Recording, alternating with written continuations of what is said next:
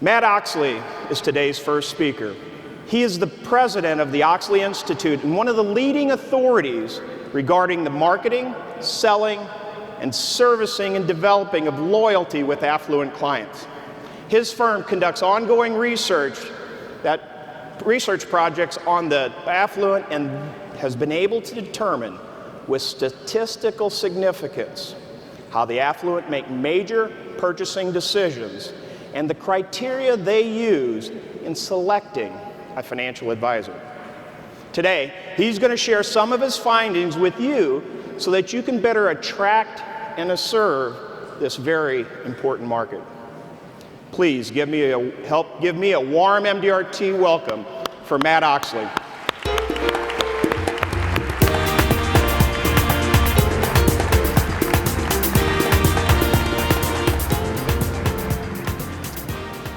Last summer, one of our coaches received a phone call from an advisor he was coaching.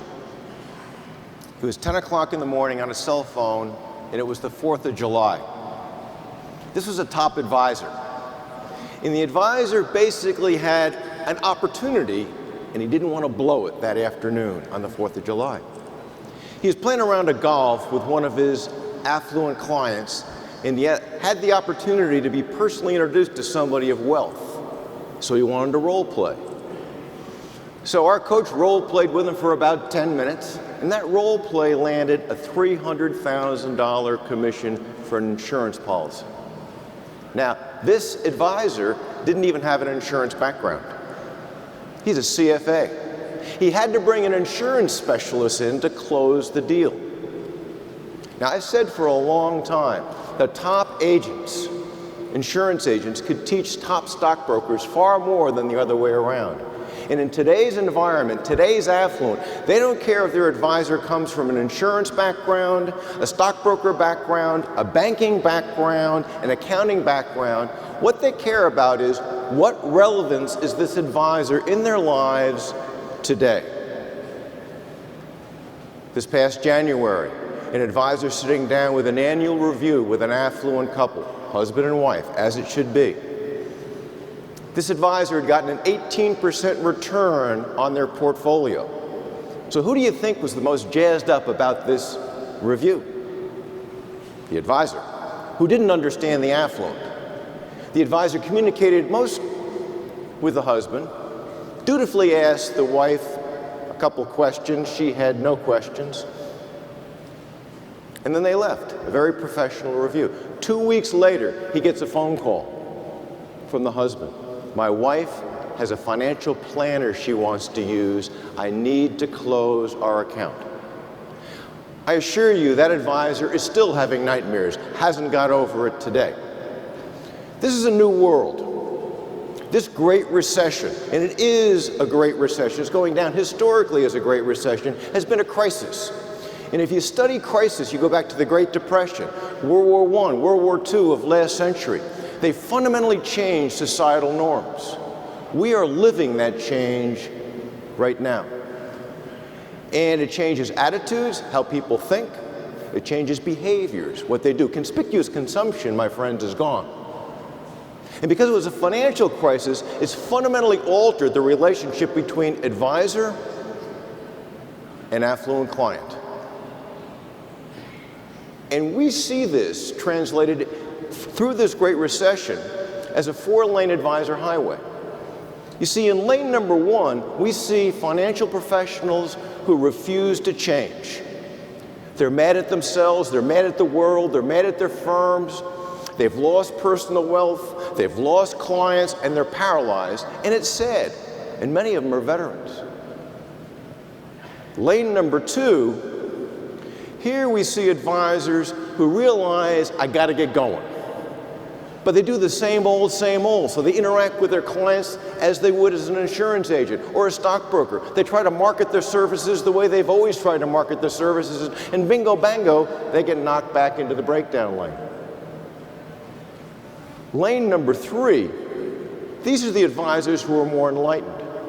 They realize that this is a new world. It's relationship management with their affluent clients and relationship marketing, and that social prospecting in the world of the affluent today is what cold calling was all about 25 years ago.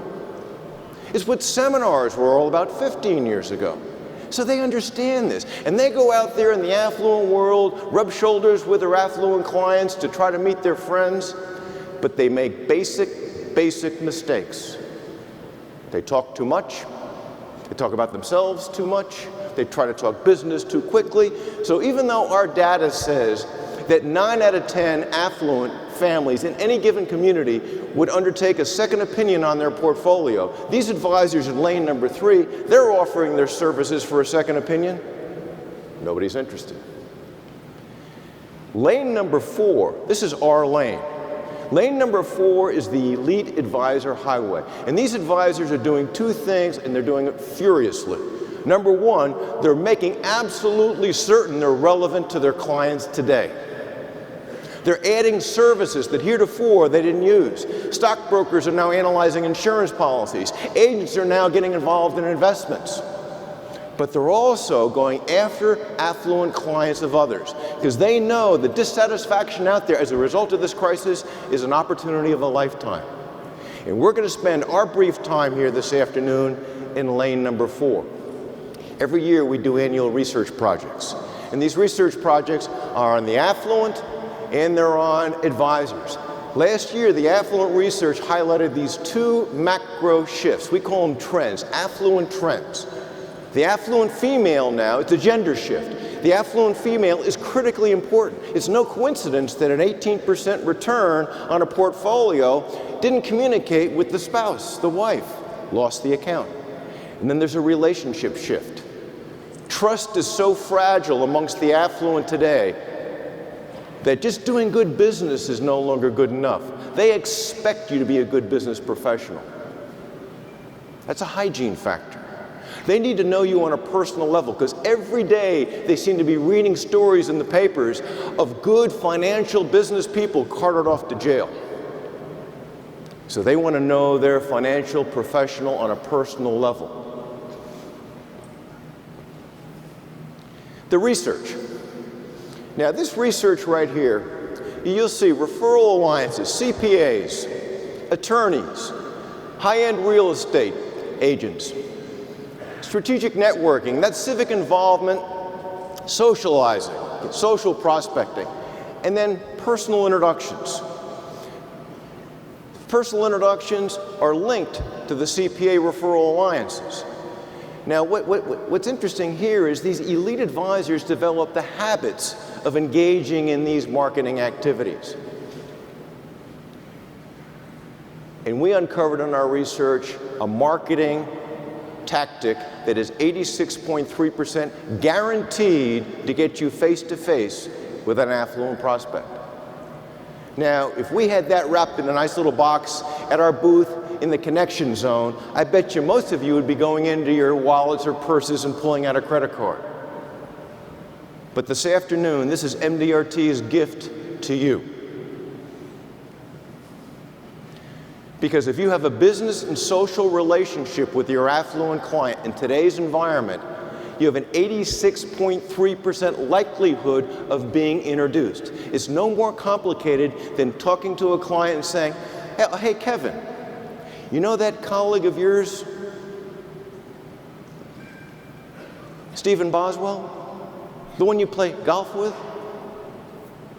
Could you introduce me? Just like that. And if you have just a business relationship, it's a 73.3% likelihood that they're going to say, sure.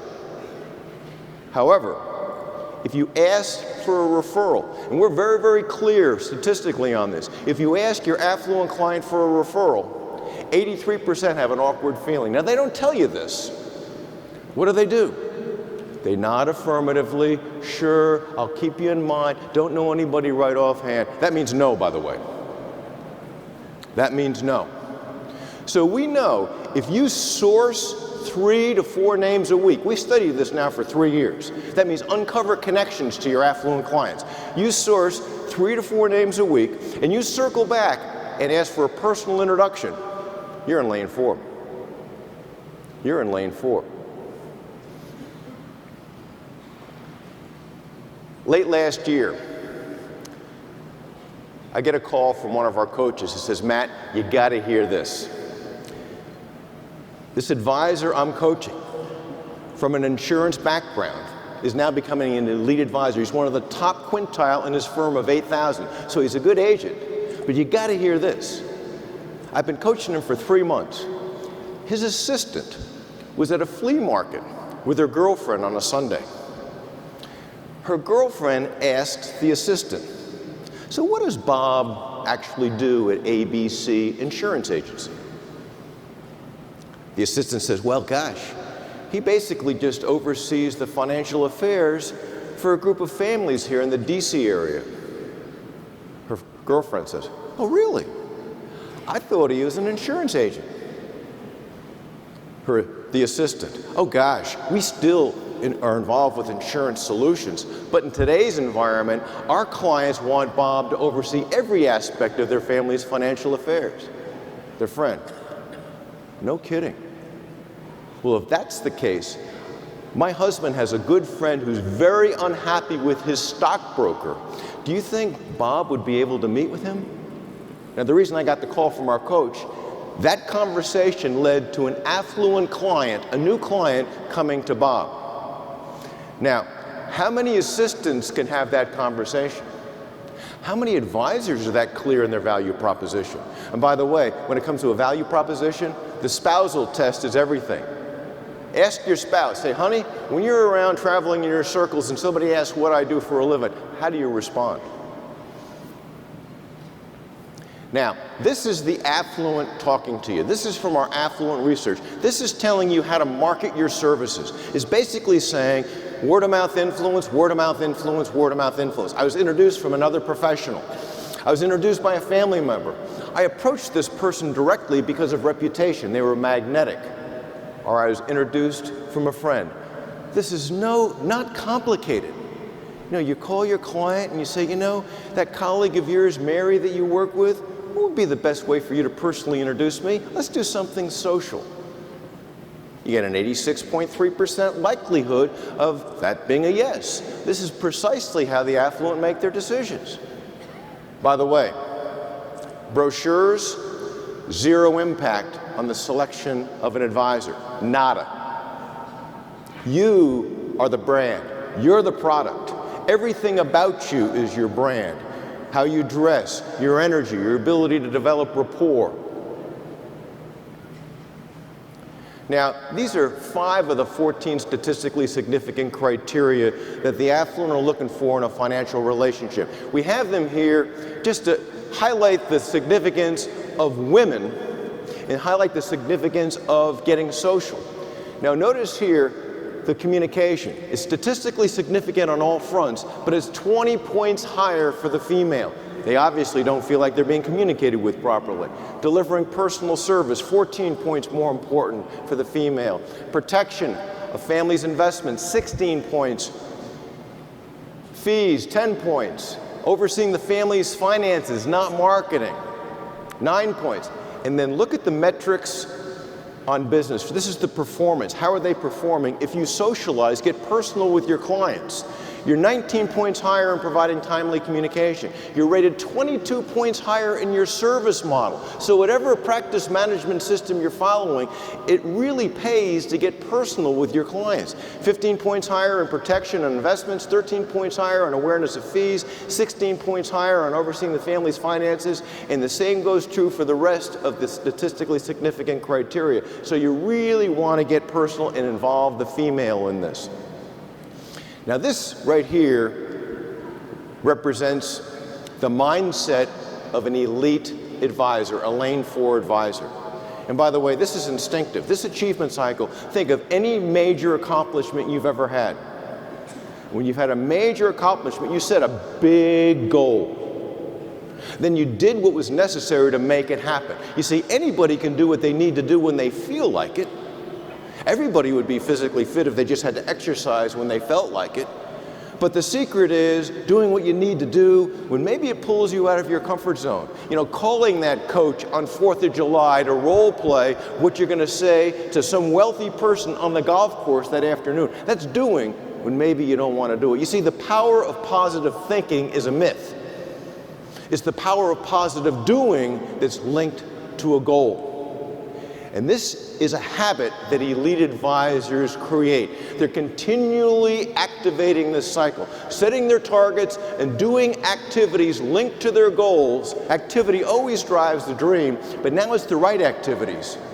And by doing the right activities, then it becomes the right skills. Mastering the skills with the right activities can only occur if you're doing the activities, and if you do those activities when you don't feel like doing them. Now, these are a handful of the skills that elite advisors possess. They can articulate their value proposition just like Bob's assistant. Somebody asks them, what do? They simply respond, oh, we oversee the finances for some of the families here in the Philadelphia area. Their assistants can articulate their value proposition. Their spouse can articulate, what does Bob do? He just oversees the finances for some families here in the area. The fee question. They understand the fee question like anybody in commerce anywhere around the world. If somebody asks you what the price of something is, that, my friends, is a buying signal. It's nothing to be defensive about.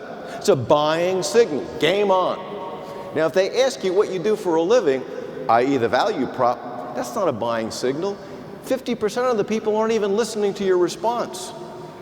But if they ask you a premature fee question in affluent circles, that's game on, buying signal. And how do you respond? You simply say, gosh, that's a premature question. I can't answer that question at this juncture. We oversee the finances for a group of families here in the area. Before we can even go down that direction, we need to sit down and see what's all involved and see if we can be of any assistance. And by the way, in today's environment, probably a good idea to have a second opinion. So how about next Thursday around breakfast time? And that was just a mini close, by the way. Next Thursday at breakfast time, a little mini close. Not closing for the business, closing to get together. Second opinion, or risk audit, or risk analysis conversation. I mean, this is simple. You're in social settings. You're rubbing shoulders socially. By the way, when you're in social settings, it's so much easier to develop rapport, which you see down there, the 80-20 rule. Why is it easier to develop rapport socially? Because the barriers of business conversation don't exist. But now, in these social settings, all you really need to do is, in this environment, say, you know what? Let me put my professional cap on here for a minute and ask you a question. Have you had a risk analysis conducted on your portfolio? Not complicated. Has anybody given you a second opinion on your family's finances? Have you had your policies reviewed lately? Mini closing is just part of everything we do. It's suggesting we do something, a meet and greet, and we do it. Sourcing names. This is being able to have the who conversation. You can't buy the lists of your affluent spheres of influence. You have to compile this yourself. And these Lane 4 advisors do an excellent job of finding out, who were you playing golf with last weekend? Oh, you went to the theater. Who did you go to the theater with? By uncovering the who questions, they take notes, and then they circle back in a 2-week window and ask to be personally introduced. Now, why are they circling back in a 2-week window? Because they don't want to come across too aggressive. You see, your sales skills need to be seamless. The affluent do not like salespeople. And so our sales skills need to be conversational. They need to be refined. And so that 2-week windows, we're circling back in that 2-week, and we know if we have a good relationship with that client, we have an 86.3 likelihood of them saying, sure, I will personally introduce, and always try to get that personal introduction in a social setting. Why? As I just said, it's easier to develop rapport. And when you say developing rapport is the 80-20 rule. You want to be listening 80% of the time. You want to show your interest in them. See, most salespeople talk too much. They talk about themselves, they're full of themselves. This is a discipline. And it's really an art form. You have to master this art of selling to the affluent. But the opportunity is there. I mean, the stars are aligned for bringing in new business today. The stars are aligned for every one of you when it comes to client acquisition, traveling in lane 4. 8 out of 10 affluent in any given community would change advisors if, and this is a big if, they found a clearly superior alternative. You are that clearly superior alternative, if you dare. But you got to do the right activities. Activity drives the dream. And you have to have the right skills so those activities are done in a seamless manner. But the right activities done properly, and the future is yours. And the future, my friends, is right now. Go for it strong. You can take business away from anybody in today's environment if you dare. Thank you.